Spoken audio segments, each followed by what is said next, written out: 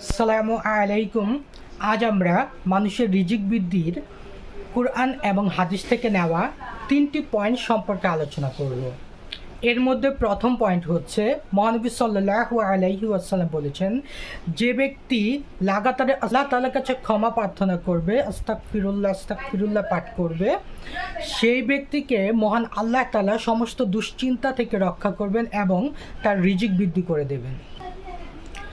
দ্বিতীয় নম্বর পয়েন্টটি হচ্ছে সহিহ বুখারীর 5985 নম্বরে বলা আছে, মহানবী সাল্লাল্লাহু আলাইহি ওয়াসাল্লাম বলেছেন, যে ব্যক্তি আত্মীয়তার সম্পর্ক বজায় রাখে মহান আল্লাহ তাআলা সে ব্যক্তি রিজিক বৃদ্ধি করে দেন।